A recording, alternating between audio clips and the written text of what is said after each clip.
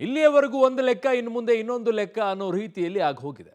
ಯಾಕೆ ಅಂತಂದರೆ ಯತೀಂದ್ರ ಅವರು ಕೊಟ್ಟಂಥ ಹೇಳಿಕೆ ಒಂದಿಷ್ಟು ದೊಡ್ಡ ಮಟ್ಟದಲ್ಲಿ ಕೋಲಾಹಲವನ್ನು ಕಾಂಗ್ರೆಸ್ನಲ್ಲೂ ಎಬ್ಬಿಸಿದೆ. ಅದರಲ್ಲೂ ಕೂಡ ಡಿ ಕೆ ಶಿವಕುಮಾರ್ ಬಣದಲ್ಲಿ ಈ ನಿಟ್ಟಿನಲ್ಲಿ ಡಿನ್ನರ್ ಮೀಟಿಂಗನ್ನು ಮಾಡಿದ್ದು ಆಯಿತು, ಎಲ್ಲವೂ ಕೂಡ ಆಗೋಯಿತು. ಅದಾದ ನಂತರ ಈಗ ಜನವರಿ 6 ಅಂತ ಮುಹೂರ್ತ ಬೇರೆ ಇಟ್ಟಿದ್ದಾರೆ ಪಟ್ಟಕ್ಕೆ. ನಿಜವಾಗಿಯೂ ಕೂಡ ಈ ರೀತಿಯಾಗಿ ಮುಹೂರ್ತವನ್ನು ಇಡ್ತಾರಾ? ಹಾಗಾಗಿದೆಯಾ? ಹಾಗಿದಾಗ ದೆಹಲಿಯಲ್ಲಿ ನಡೆಯುವಂಥ ಸಭೆಗೆ ಯಾವ ಮಹತ್ವನೂ ಇಲ್ವಾ? ಎಲ್ಲ ಮೊದಲೇ ನಿಗದಿ ಆಗ್ಬಿಟ್ಟಿದೆಯಾ? ಏನು ಈ ಬೆಳವಣಿಗೆ ಆಗಿರೋದು? ಡೀಟೇಲ್ಸ್ ನೋಡಿ. ಜನವರಿ ಪ್ರಾಯಶಃ 6ನೇ ತಾರೀಕು ಅವರಿಗೆ ಸ್ಥಾನ ದೊರಕುವಂತ 99 ಭಾಗ ಒಂದು ಅವಕಾಶ ಇದೆ. ನಾವು ಯಾವಾಗಲೂ ಒಂದೇ ಪಕ್ಷದಲ್ಲಿ ಒಂದೇ ಸಿದ್ಧಾಂತದಲ್ಲಿ ನಂಬಿಕೊಂಡಿದ್ದೀವಿ, ಒಟ್ಟಿಗೆ ಕೆಲಸ ಮಾಡ್ತೀವಿ. ನಾವಿಬ್ರು ಬ್ರದರ್ಸ್ ತರ ಕೆಲಸ ಮಾಡ್ಕೊಂಡು ಹೋಗ್ತಾ ಇದ್ದೀವಿ. ಗುಂಪು ಯಾವ ಗುಂಪು ಇಲ್ಲ, ಏನಿಲ್ಲ. ಹೈಕಮಾಂಡ್ ಹೇಳಿದ ಕೂಡಲೇ ಪಟ್ಟ ಬಿಡ್ತಾರ? ಹೈಕಮಾಂಡ್ ಮುಂದೆಯೇ ಹೊಸ ಆಟ ಆಡ್ತಾರ? ಹೈಕಮಾಂಡ್ ನೇಯ್ದ ನಾಜೂಕಿನ ಚಕ್ರವ್ಯೂಹ, ಅಧಿಕಾರ ದಾಹ, ದೆಹಲಿ ಕುರುಕ್ಷೇತ್ರ ಸನಿಹ. ರಾಜ್ಯದಲ್ಲಿ ನಡೀತಾ ಇರುವ ಸಿಂಹಾಸನದ ಸಮರವು ದಿನಕ್ಕೊಂದು ಕ್ಷಣಕ್ಕೊಂದು ತಿರುವನ್ನ ಪಡೆಯುತ್ತಾ ರೋಚಕ ಮತ್ತು ನಿರ್ಣಾಯಕ ಘಟ್ಟಕ್ಕೆ ಬಂದು ನಿಂತಿದೆ. ಸಿದ್ದರಾಮಯ್ಯ ಹಾಗೂ ಡಿ ಕೆ ಶಿವಕುಮಾರ್ ಮೇಲ್ನೋಟಕ್ಕೆ ಸಹೋದರ ಸಂಬಂಧದ ರೀತಿ ವರ್ತಿಸ್ತಾ ಇದ್ರು ದಾಯಾದಿ ಕಲಹದ ಘಾಟು ಮಿತಿಮೀರಿರೋದು ಸುಳ್ಳಲ್ಲ.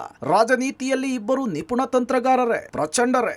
ವಾಸ್ತವದಲ್ಲಿ ಅಧಿಕಾರ ಹಂಚಿಕೆಯ ಜಟಾಪಟಿ ನಿಗಿ ಕೆಂಡದಂತಿದ್ರು ನಯವಾದ ಮಾತುಗಳಿಂದ ಪರಿಸ್ಥಿತಿ ಕೈಮೀರದಂತೆ ತಡಿತಿದ್ದಾರೆ. ಆದರೆ ಕೆಲವೇ ದಿನಗಳಲ್ಲಿ ಗ್ರ್ಯಾಂಡ್ ಫಿನಾಲೆ ನಡೆಯಲಿದೆ ಎಂಬ ಮಾತುಗಳು ದೆಹಲಿಯ ಜನಪತ್ ಅಂಗಳದಿಂದಲೇ ಕೇಳಿ ಬರ್ತಿದೆ. ನಾವ್ಯಾರು ವರಿಷ್ಠರನ್ನ ನಾವು ಭೇಟಿ ಮಾಡ್ತಾ ಇಲ್ಲ. ಈಗಾಗಲೇ ನಾವೆಲ್ಲರೂ ಅವರಿಗೆ ಮನವಿ ಮಾಡಿದ್ದೀವಿ. ಆ ಮನವಿಗೆ ಸ್ಪಂದನೆಯನ್ನ ಸಿಕ್ಕಿದೆ. ಸೊ ಆದಷ್ಟು ಬೇಗ ಒಂದು ತೀರ್ಮಾನವನ್ನು ತಗೊಳ್ತಾರೆ. ಇವತ್ತು ಹೇಳ್ತೀನಿ, ಡಿ ಕೆ ಶಿವಕುಮಾರ್ ಅವ್ರಿಗೆ ಮುಖ್ಯಮಂತ್ರಿ ಸ್ಥಾನವನ್ನ ಬಿಟ್ಕೊಡ್ಬೇಕು, ಅವ್ರಿಗೆ ಅವಕಾಶ ಕೊಡಬೇಕು, ಅವ್ರೊಂದ್ಸಲ ಮುಖ್ಯಮಂತ್ರಿ ಆಗಬೇಕು ಅಂತ ಹೇಳಿದ್ದೀವಿ. ಜನವರಿ ಪ್ರಾಯಶಃ 6ನೇ ತಾರೀಕು ಅವರಿಗೆ ಸ್ಥಾನ ದೊರಕುವಂತ 99 ಭಾಗ ಒಂದು ಅವಕಾಶ ಇದೆ. ಎಲ್ಲರೂ ಹೇಳ್ತಾ ಇದ್ದಾರೆ ಅದು 6 ಮತ್ತೆ 9. ಅವ್ರು ಏನೇ ಹೇಳ್ಕೊಳ್ಳಿ, ಶಿವಕುಮಾರ್ ಅವರು ಮುಖ್ಯಮಂತ್ರಿ ಆಗ್ತಾರೆ. ಯಾವ ಇಕ್ಬಾಲ್ ಹುಸೇನ್ ಮಾತು ನಂಬಕ್ ಹೋಗ್ಬೇಡಿ. ಅವನಿಗೆ ಚಟ, ಮಾತನ್ ಚಟ, ಅವನ ಮೇಲೆ ಆಕ್ಷನ್ ತಗೋಬೇಕು ಫಸ್ಟ್.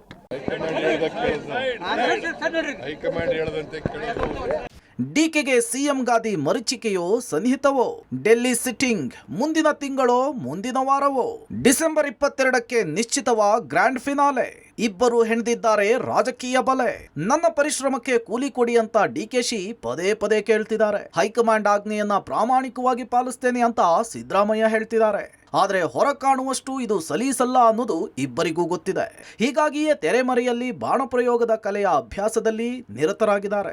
ಬ್ರಹ್ಮಾಸ್ತ್ರ ಬಿಡೋದಕ್ಕೆ ಸಮಯಕ್ಕಾಗಿ ಕಾಯ್ತಿದ್ದಾರೆ. ಸೋನಿಯಾ ಗಾಂಧಿ ಹಾಗೂ ರಾಹುಲ್ ಗಾಂಧಿ ಸಮ್ಮುಖದಲ್ಲಿ ನಡೆಯುವ ಸಭೆಯು ಸಮರಕ್ಕೆ ತಿರುಗಿದ್ರೂ ಕೂಡ ಅಚ್ಚರಿ ಪಡಬೇಕಿಲ್ಲ. ಪಕ್ಷಕ್ಕಾಗಿ ನಿರಂತರವಾಗಿ ದುಡಿತಾ ಬಂದಿದ್ದೀನಿ, ನನ್ನ ಕೆಲಸಕ್ಕೆ ಕೂಲಿ ಕೊಡಿ ಅನ್ನುವಂಥ ನಿಟ್ಟಿನಲ್ಲಿ ಡಿ ಕೆ ಶಿವಕುಮಾರ್ ಅವರು ಮನವಿಯನ್ನು ಮಾಡ್ತಾ ಇದ್ದಾರೆ. ಈ ನಡುವೆ ಹೈಕಮಾಂಡ್ ಆಜ್ಞೆಯನ್ನು ನಾನು ಪಾಲಿಸ್ತೇನೆ ಅನ್ನುವಂಥ ನಿಟ್ಟಿನಲ್ಲಿ ಸಿಎಂ ಸಿದ್ದರಾಮಯ್ಯ ಅವರು ಕೂಡ ಭರವಸೆಯನ್ನು ಕೊಟ್ಟಿದ್ದಾರೆ. ಕುರ್ಚಿ ಬದಲಾವಣೆ ಅನ್ನುವಂಥದ್ದು ಮೇಲ್ನೋಟಕ್ಕೆ ಕಂಡಷ್ಟು ಸಲೀಸಾಗಿಲ್ಲ ಅನ್ನುವಂಥದ್ದು ಕೂಡ ಉಭಯ ನಾಯಕರಿಗೆ ಗೊತ್ತಿರುವಂಥ ಸಂಗತಿ. ಹೀಗಾಗಿ ತೆರೆಮರೆಯಲ್ಲಿ ಸಾಕಷ್ಟು ಕಸರತ್ತುಗಳನ್ನು ಕೂಡ ಈಗಾಗಲೇ ಶುರು ಮಾಡಿರುವಂಥದ್ದು, ತಂತ್ರಗಳನ್ನು, ವ್ಯೂಹಗಳನ್ನು ರಚಿಸುವಂಥ ಕೆಲಸಗಳು ಕೂಡ ಆಗ್ತಾ ಇದ್ದಾವೆ. ಇಬ್ಬರು ನಾಯಕರು ಕೂಡ ಈಗ ಒಂದು ಕ್ಷಣಕ್ಕೆ ಮಾತ್ರ ಕಾಯ್ತಾ ಇರುವಂಥದ್ದು, ಸೋನಿಯಾ ಗಾಂಧಿ ಮತ್ತು ರಾಹುಲ್ ಗಾಂಧಿ ಅವರ ನೇತೃತ್ವದಲ್ಲಿ ಒಂದು ಸಭೆ ಏನಾಗುತ್ತೆ, ಆ ಸಭೆಯಲ್ಲಿ ಭಾಗಿಯಾಗಬೇಕು ಮತ್ತೆ ತಮ್ಮ ವಾದವನ್ನು ಮುಂದಿಡಬೇಕು ಅನ್ನುವಂಥ ನಿಟ್ಟಿನಲ್ಲಿ ಎಲ್ಲ ಪ್ರಯತ್ನಗಳನ್ನು ಕೂಡ ಮತ್ತೆ ತಯಾರಿಗಳನ್ನು ಕೂಡ ಮಾಡ್ಕೊಳ್ತಾ ಇದ್ದಾರೆ. ಡಿಸೆಂಬರ್ 22 ಸೋಮವಾರ ದೆಹಲಿಯಲ್ಲಿ ಕುರ್ಚಿ ಕುರುಕ್ಷೇತ್ರ. ಮೂಲಗಳ ಪ್ರಕಾರ CM Siddaramaiah, DCM D K Shivakumar December 21 ಅಥವಾ 22ಕ್ಕೆ ದೆಹಲಿಗೆ ಹೋಗೋ ಸಾಧ್ಯತೆ ದಟ್ಟವಾಗಿದೆ. ಈಗಾಗಲೇ ಇಬ್ಬರಿಗೂ ಅನೌಪಚಾರಿಕ ಸಂದೇಶ ರವಾನಿಸಲಾಗಿದೆಯಂತೆ. ಡಿಸೆಂಬರ್ 21 ಅಂದ್ರೆ ಭಾನುವಾರ ರಾತ್ರಿ ವಿದೇಶದಿಂದ ರಾಹುಲ್ ಗಾಂಧಿ ವಾಪಸ್ ಆಗಲಿದ್ದಾರೆ. ತರವಾಯ ಅಧಿಕಾರ ಹಂಚಿಕೆಯ ಸೂತ್ರದ ಸಭೆ ನಡೆಯಲಿದೆ ಅಂತ ಹೇಳಲಾಗ್ತಿದೆ.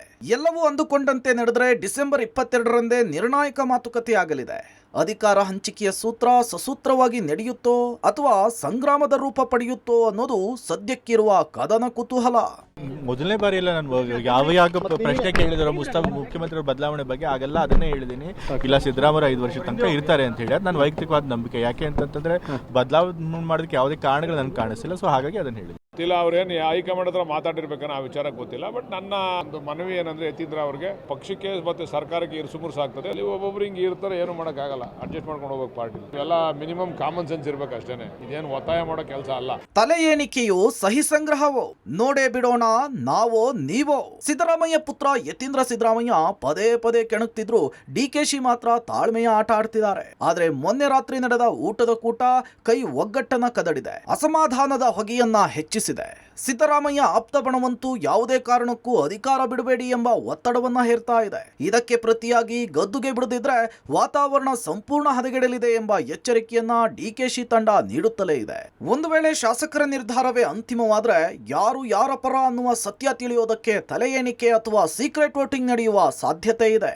ಮುಖ್ಯಮಂತ್ರಿ ಬದಲಾವಣೆ ವಿಚಾರಕ್ಕೆ ಸಂಬಂಧಪಟ್ಟಂತೆ ಯತೀಂದ್ರ ಸಿದ್ದರಾಮಯ್ಯ ಅವರು ಕೊಟ್ಟಂತ ಹೇಳಿಕೆಗಳು ಈಗ ಸಾಕಷ್ಟು ಚರ್ಚೆಗೆ ಎಡೆ ಮಾಡಿಕೊಡ್ತಾ ಇರುವಂಥದ್ದು. ಒಂದು ಕಡೆಗೆ DCM DK ಶಿವಕುಮಾರ್ ಅವರನ್ನ ಪ್ರೇರೇಪಿಸುವಂತ ಕೆಲಸಗಳನ್ನ ಮಾಡ್ತಾ ಇದ್ದಾರೆ, ಮತ್ತೊಂದು ಕಡೆಗೆ DK ಶಿವಕುಮಾರ್ ಅವರು ಸಮಾಧಾನವನ್ನು ತಂದುಕೊಳ್ಳುವಂತ ಕೆಲಸವನ್ನ ಕೂಡ ಮಾಡ್ತಾ ಇದ್ದಾರೆ. ಬೆಳಗಾವಿಯಲ್ಲಿ ಕಳೆದ 3-4 ದಿನಗಳಿಂದ ನಡೆದಿರುವಂತಹ ಬೆಳವಣಿಗೆಗಳೇನಿದಾವೆ ಇದು ಸಾಕಷ್ಟು ಅಸಮಾಧಾನದ ಹೊಗೆ ದಟ್ಟವಾಗಲಿಕ್ಕೆ ಕಾರಣ ಆಗಿರುವಂಥದ್ದು. ಈ ನಡುವೆ ಸಾಕಷ್ಟು ಬೆಳವಣಿಗೆಗಳಾಗ್ತಾ ಇದ್ದಾವೆ.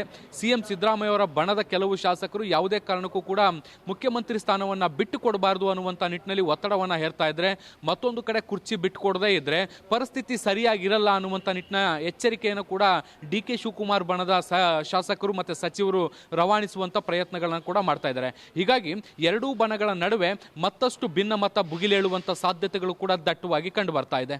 ನಾಳೆ ಬಾ ಅಂತಾರ ಸಿದ್ದರಾಮಯ್ಯ, ಸಂಧಾನಕ್ಕೆ ಡಿಕೆಶಿ ಒಪ್ಪಲ್ಲ ಜಪ್ಪಯ್ಯ. ಜನವರಿ 7ಕ್ಕೆ ಅತಿ ಹೆಚ್ಚು ಅವಧಿಗೆ ಸಿಎಂ ಪಟ್ಟ ಅಲಂಕರಿಸಿದ ದಾಖಲೆಯನ್ನ ಸಿದ್ದರಾಮಯ್ಯ ನಿರ್ಮಿಸಲಿದ್ದಾರೆ. ಆ ನಂತರ ಮಾರ್ಚ್ನಲ್ಲಿ ಬಜೆಟ್ ಇದೆ. ಅದನ್ನ ಮಂಡಿಸಿದ ಬಳಿಕ ಅಧಿಕಾರ ಹಸ್ತಾಂತರಿಸ್ತೇನೆ ಅಂತ ಹೇಳಿ ಹೈಕಮಾಂಡ್ ಮುಂದೆ ದಾಳವನ್ನ ಉರುಳಿಸಬಹುದು. ಇದಕ್ಕೆ ಡಿಕೆಶಿ ಒಪ್ಪಲೂಬಹುದು ಅಥವಾ ಒಪ್ಪದೆಯೂ ಇರಬಹುದು. ಒಂದು ವೇಳೆ ಪೂರ್ಣಾವಧಿ ಸಿಎಂ ನಾನೇ ಅಂಥೇಳಿ ಸಿದ್ದರಾಮಯ್ಯ ಪಟ್ಟು ಹಿಡಿದ್ರೆ ಮಾತ್ರ ಅಲ್ಲೋಲ ಕಲ್ಲೋಲ ಆಗೋದಂತೂ ಶತಸಿದ್ಧ. ಈ ಜಟಿಲ ಸಮಸ್ಯೆಗೆ ಹೈಕಮಾಂಡ್ ಅದು ಹೇಗೆ ಮದ್ದರಿಯುತ್ತೆ ಅನ್ನೋದು ಈ ತಿಂಗಳ ಒಳಗೆ ಗೊತ್ತಾಗುತ್ತೆ. News desk, public TV.